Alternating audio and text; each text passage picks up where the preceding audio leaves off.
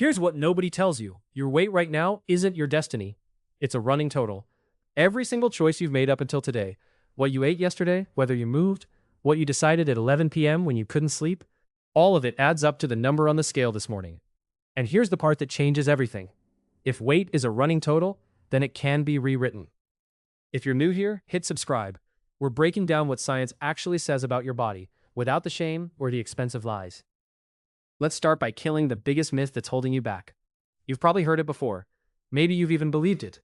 The idea that some people are just built a certain way, that your body type is locked in, that you inherited your parents' metabolism like you inherited their eye color, that your genetics decided your destiny before you were even born.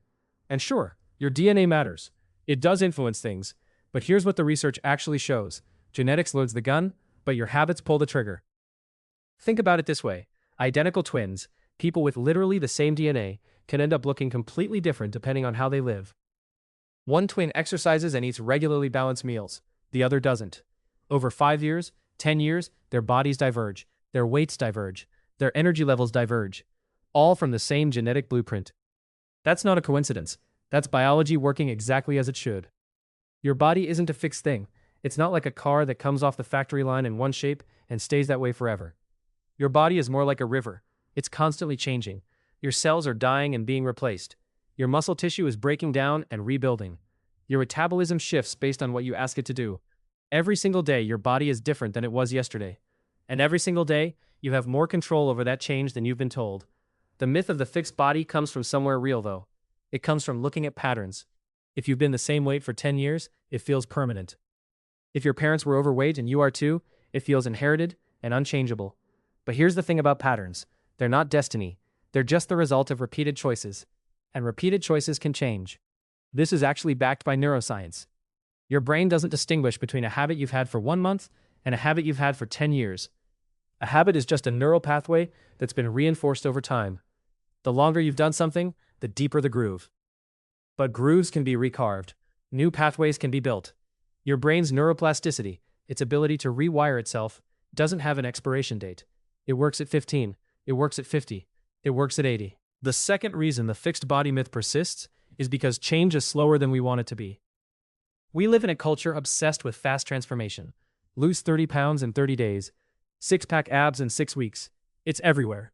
So when real change, the sustainable kind, takes time, people assume it's not working. They assume their body is just resistant, broken, fixed. But slow change is the only change that actually sticks. When you shift your habits gradually, your body adapts. Your nervous system adapts. Your hunger hormones recalibrate. Your energy stabilizes. It's not flashy. There's no before and after photo moment on day 1. But it's real. And it's permanent. Here's what's actually happening at a biological level. Every calorie you consume is information your body receives. Every time you move, you're sending a signal. Every time you sleep or don't sleep, you're communicating. Your body isn't rebelling against you. It's responding to you. It's doing exactly what your habits are telling it to do. If your habits say, sit down, eat large portions, sleep 5 hours, your body obliges. If your habits shift to say, move more, eat smaller portions with more protein, sleep 7 hours, your body shifts too. It takes time, maybe weeks for you to notice energy changes, months for the scale to move in a new direction, but it happens. Your weight is not a life sentence. It's a scoreboard. And scoreboards change every time the game continues. The reason this matters, the reason you need to internalize this right now, is because it destroys the excuse. If your body were truly fixed, you'd be off the hook. You couldn't change it, so why try? But your body isn't fixed, which means you're not stuck, which means today matters, tomorrow matters. The small decision at breakfast matters. The choice to take the stairs matters. None of these things are insignificant. They're not drops in an ocean. They're the ocean. They're the running total. And that running total can go in any direction you choose. Now here's where most weight loss advice falls apart. It tells you that willpower is the answer. Just decide harder. Just want it more. Just push through the hunger and the cravings, and eventually your body will cooperate. But that's not how your body actually works. Your body isn't a simple math equation where calories in minus calories out equals your destiny. Your body is a living system, constantly communicating with itself through hormones, through hunger signals, through energy demands that shift based on what you're doing and what you're eating, and even how much sleep you got last night. When you eat food, your body doesn't just count calories like a spreadsheet. It responds to what that food is. 100 calories of pure sugar hits your bloodstream in minutes, spikes your insulin, and then crashes just as fast, leaving you hungrier than you started. 100 calories of protein and fiber takes hours to digest, keeps your blood sugar steady, and actually makes you feel full. Your body knows the difference, even if the calorie count looks the same on paper. This is why willpower alone fails almost every single time. You're not weak. You're not lazy. You're fighting against your own biology, and your biology is stronger than your willpower. Your body has hormones that control hunger. Ghrelin tells you to eat. Leptin tells you when you're full. But here's the problem. If you're constantly restricting calories, if you're in a state of deprivation, your ghrelin spikes and your leptin drops. Your body literally overrides your conscious decision-making. You become hungrier. You crave more. And you're supposed to just white-knuckle your way through that? That's not a strategy. That's torture. Your metabolism also adapts. If you eat very little for a long time, your body learns to burn fewer calories, to conserve energy, to hold on to fat, because it thinks you're in survival mode. This is why crash diets work for 2 weeks, and then everything stops. Your body isn't cooperating. It's protecting itself. But here's what changes everything. Small, sustainable shifts in what you're doing every single day. Not deprivation, replacement. Not punishment, progress. When you add more protein to your meals, you're not restricting yourself. You're changing the signal you're sending to your hormones. When you move your body in ways that feel manageable, you're not fighting against your metabolism. You're actually improving it. When you sleep better, you're not adding to your to-do list. You're giving your body the recovery it needs to regulate hunger hormones properly. This is the biology that actually matters. This is the science that actually works. Your weight isn't determined by how much you hate yourself or how hard you can suffer. It's determined by the sum total of thousands of tiny decisions. What you ate for breakfast, whether you took the stairs or the elevator, how much water you drank, whether you moved today, how you slept, how stressed you were, what you grabbed when you were bored. These decisions stack up.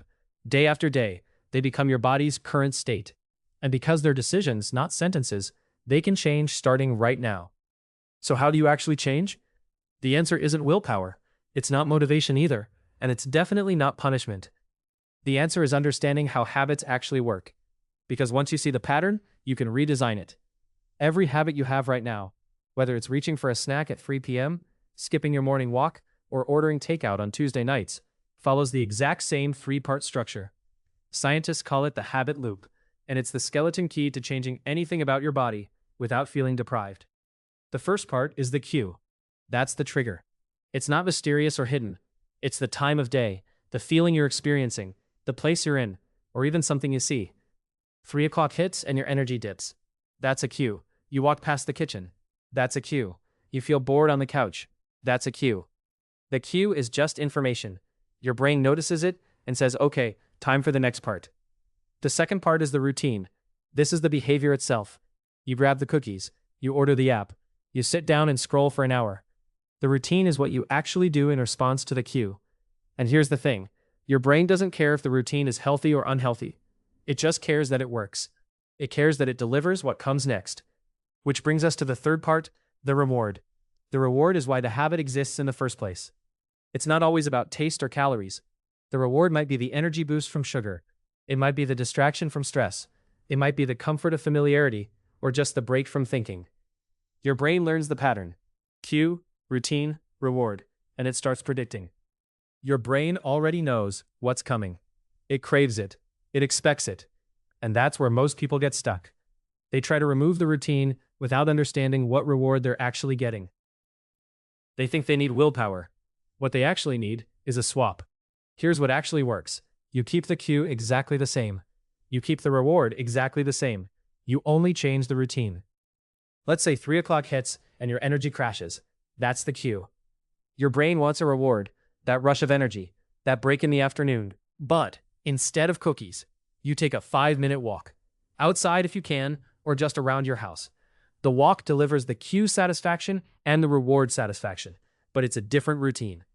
Or let's say you feel bored on the couch. The cue is boredom. The reward your brain wants is stimulation, novelty, a break from feeling restless. Instead of reaching for food, you do 10 minutes of stretching while you watch the same show. Same reward, novelty and stimulation, different routine. or takeout on Tuesday nights. The cue might be Tuesday, or it might be the fatigue of planning dinner. The reward is relief. You don't have to think about cooking. But instead of ordering, you prep 2 simple meals on Sunday and grab one on Tuesday. Cue stays the same, reward stays the same, routine changes. And here's why this works when willpower doesn't. You're not fighting yourself. You're not white-knuckling through deprivation. You're not saying no to your brain. You're saying yes, but differently. Your brain still gets what it wants. It still gets the reward. You're just delivering it through a different path. And because the new routine actually addresses the same need, it starts to feel natural, faster than you'd expect. What makes this stick is that you start stupidly small. You don't overhaul your entire day. You pick one habit loop, just one. You identify the cue, you identify the reward, and you design one tiny different routine that delivers that same reward. That's it. That's the whole move. One small swap, one habit loop, one reward delivered differently. Do it for a week, 2 weeks, long enough that your brain learns this new path works too. Then, and only then, you add another swap. Maybe a different time of day, maybe a different trigger. But you're not trying to fix everything at once. You're not trying to become a different person by next Monday. You're just teaching your brain one new way to get something it already wants. This is why it sticks, because it's not about shame or discipline or changing who you are. It's about understanding the machine, your brain, and giving it what it's looking for through a route that moves your body in a direction you actually want to go. The reward stays the same. Your brain stays happy. The only thing that shifts is the behavior, and the behavior is what shapes your body over time. So here's the truth that changes everything. You don't need to wait for Monday, or January 1st, or some magical future moment when you finally feel ready. That moment is a lie your brain tells you to avoid discomfort right now. Your day one isn't coming.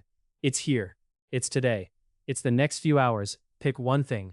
Just one. Not a complete life overhaul. Not a punishing gym routine or a restrictive meal plan that makes you miserable.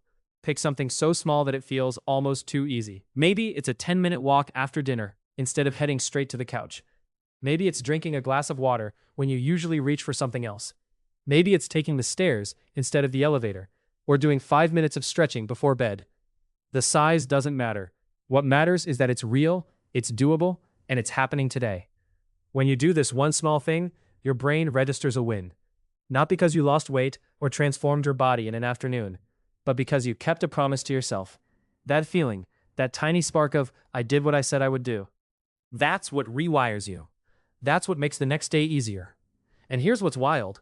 When you repeat that same small habit tomorrow, and the day after, and the week after, something shifts at a level you can't see yet. Your nervous system starts to trust you. Your identity starts to change from someone trying to change to someone who does this thing. The behavior becomes automatic. And weeks later, months later, you look back and realize your body has changed because your daily reality changed. You didn't need willpower. You didn't need to suffer. You didn't need to wait until you were desperate or sick or ashamed enough to finally take action. You just needed to start small, and you needed to start today. The mountain climber doesn't reach the summit by taking one massive leap. They reach it by placing one foot in front of the other, over and over, until one day they're standing at the top, wondering how they got there. That's how your body transforms. Not through drama, not through perfection, through tiny, repeatable actions that compound into a completely different life. So before you close this video, before you move on to something else, decide what that one thing is. Don't overthink it. Don't make it complicated. Just pick it, commit to it for today, and do it. That's your day one. That's where everything changes. And if you found this helpful, if any of this resonated with how you think about your body and your habits, subscribe so you never miss the next one. There's so much more science and real strategy coming, and you deserve to see it. Thank you for being here, and I'll see you next time.